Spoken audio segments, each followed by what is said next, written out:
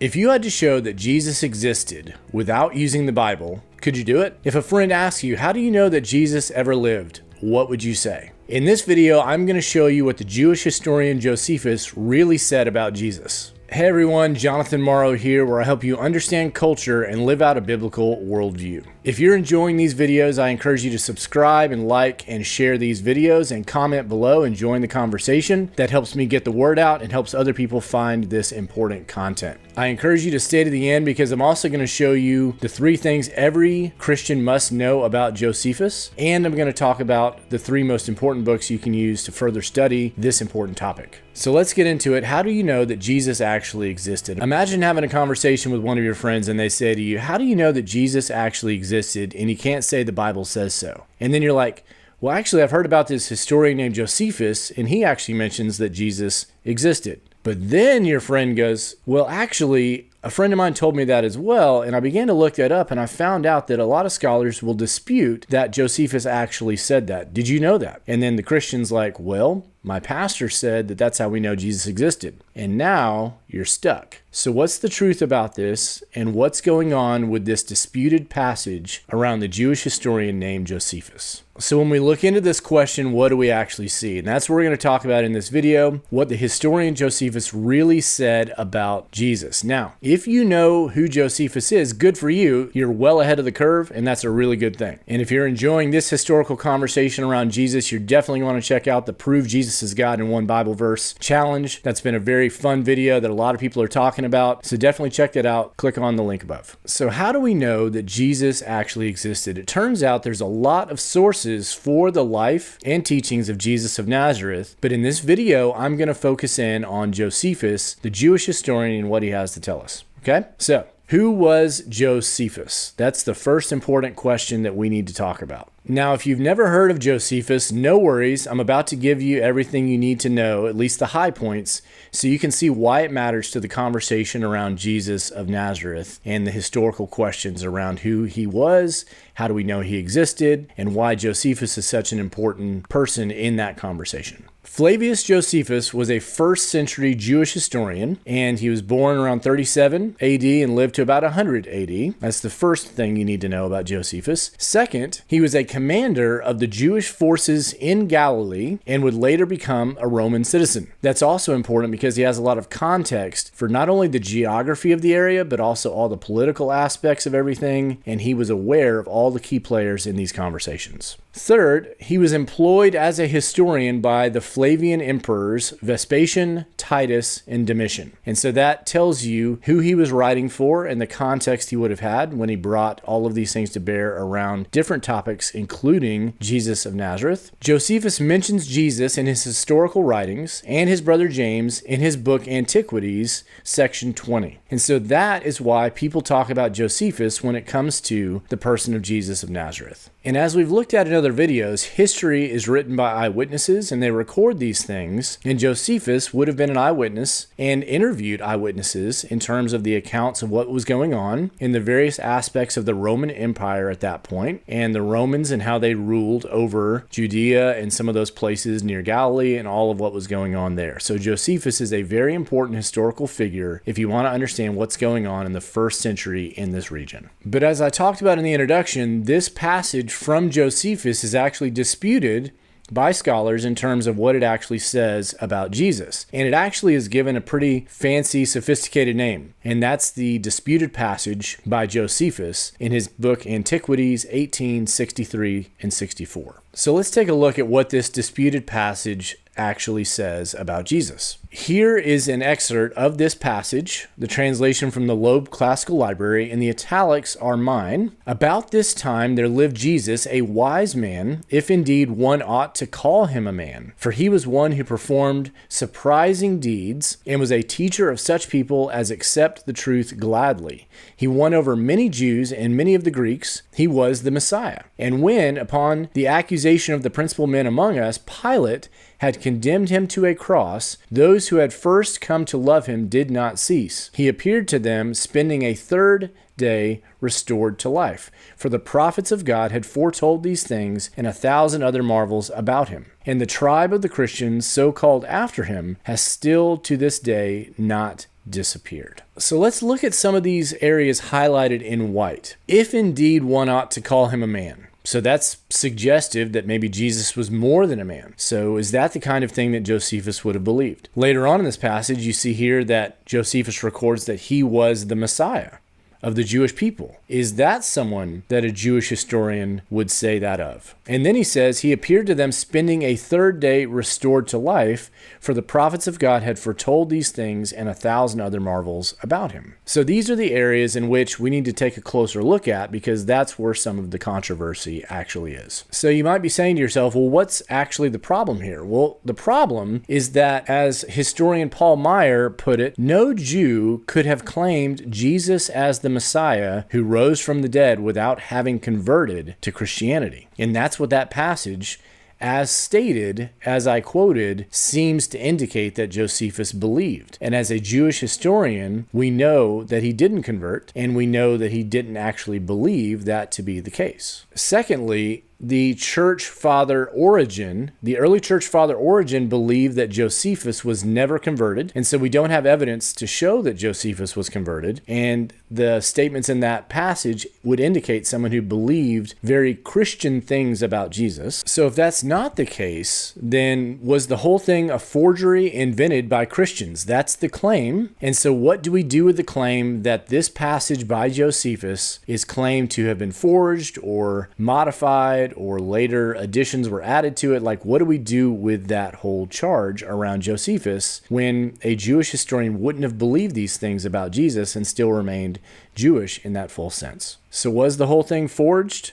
I'm going to argue no, but it's important that you know why. I believe that's an overreaction. What we'll see is that there are some things that need to be toned down, but not completely thrown out. So let's dive into the evidence so you can better understand what's going on in this disputed passage. All right, so in light of that, what Josephus most likely said about Jesus of Nazareth is really what we want to get at. I have it stated that way very precisely for a reason. What Josephus most likely said about Jesus of Nazareth. Now, why do I put it that way? Well, whether we are talking about Alexander the Great, Plato, or Jesus, historical testimony always deals in probabilities. That's the nature of historical inquiry. It's not a science experiment in this sense. You can't recreate a chemical reaction and repeat the scientific experiment over and over again. History is always based on testimony, and history always deals in probabilities. So that's why we want to say this is what Josephus likely said about Jesus of Nazareth. And that really is okay. Admitting this doesn't undermine our ability to know history. It just recognizes the unique aspects of this important discipline and what history does and does not do. And lastly, as scholars have investigated this particular passage over the years, the picture has become clearer in terms of what's really going on here in reality, and that's the story that I want to make sure you understand in this video. Especially helpful in this conversation was a 10th century Arabic manuscript that was discovered that gives us a little more insight here. And it was an Arabic manuscript of Josephus that was cited by historian Shlomo Pines of the Hebrew University in Jerusalem in 1972, and here is the passage as this manuscript in Arabic reveals it in terms of what Josephus wrote down. At this time, there was a wise man who was called Jesus, and his conduct was good, and he was known to be virtuous. And many people from among the Jews and the other nations became his disciples. Pilate condemned him to be crucified and to die.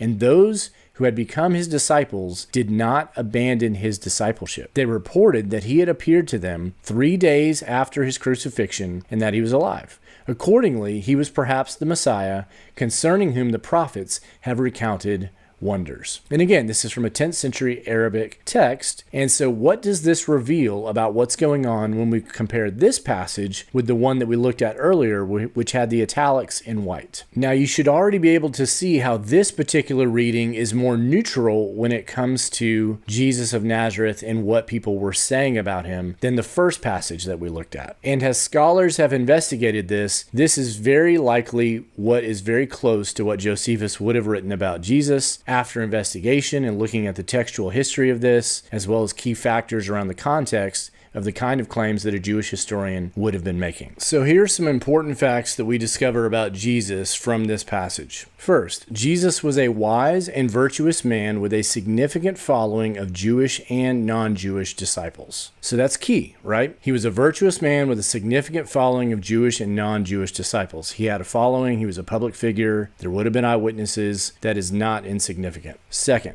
he was crucified under Pontius Pilate. That's what Josephus plainly teaches. Third, there were reports that he had appeared to witnesses following his resurrection. So there was a claim that he was raised from the dead, and that there were reports that he had appeared to people after that resurrection. Now, that's not a full commitment that the resurrection happened, only that Josephus is recording that people were talking about eyewitness accounts of Jesus after his resurrection. And finally, some were claiming that he was the Messiah that the Jewish prophets had predicted.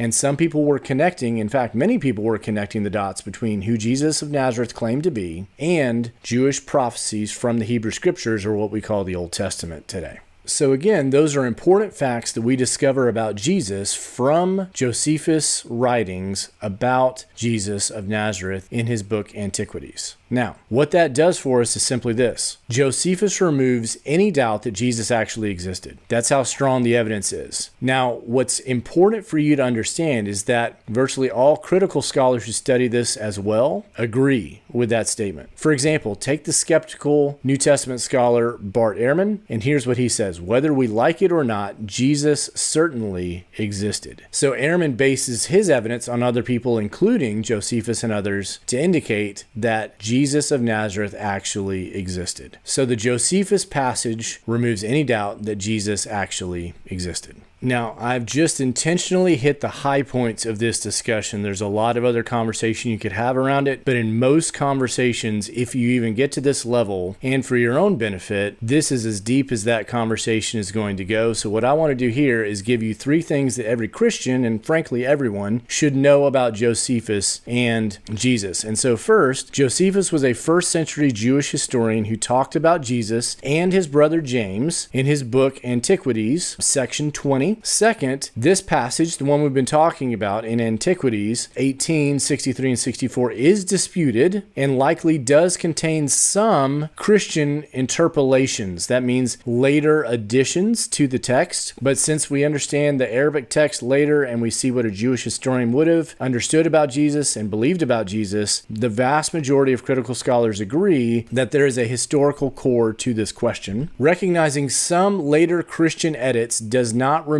the historical core of what Josephus believed about Jesus. We already looked at those historical facts, that he existed and that these claims were being made about him and he had followers, it was public, all of those kind of things which we just looked at. So those are vital for us to understand if we want to understand what Josephus really said about Jesus of Nazareth. So I don't want you to get blindsided in a skeptical conversation about Jesus or some new piece of information to you that this idea of Josephus was disputed and therefore we don't know anything about Jesus from Josephus. That's just simply not true. That's why we wanted to walk through these particular passages in this video. So here's the bottom line. The Christian faith is rooted in history. Not only does this give us confidence personally, but it gives us credibility when we talk to others about it, especially when it comes to the claims of Jesus of Nazareth, which Christianity rises or falls on the identity and the resurrection of Jesus. And that's why we're focusing our time there, to make sure that you understand what the historical evidence shows about the existence of Jesus, who he claimed to be, and why it matters in all of our lives so much, because everyone's going to have to answer the question, what do you do with Jesus? So as promised, here are the top 3 books I'd recommend to explore this topic further. First, the book that I wrote called Questioning the Bible, 11 Major Challenges to the Bible's Authority, is a great introduction to these topics around Jesus and the Bible, how to do history, common objections to Christianity in the Bible, and how to think through those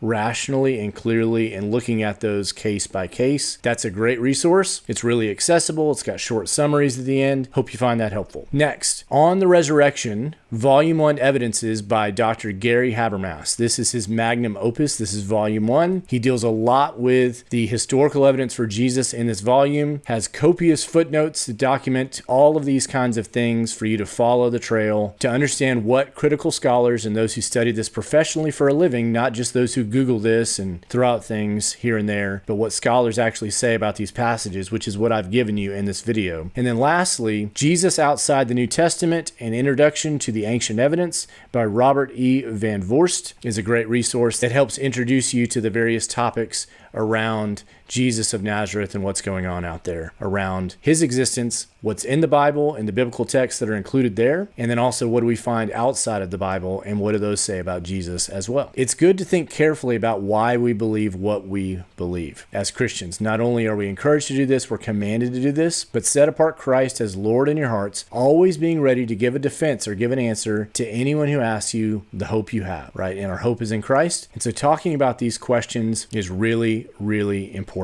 So Josephus removes any doubt that Jesus actually existed. And now next time you get in that conversation, you'll find yourself better prepared to know what to say when you have to say, how do you know Jesus actually existed? So again, if this has been helpful, subscribe, like the video, leave a comment, and we'll see you in the next video.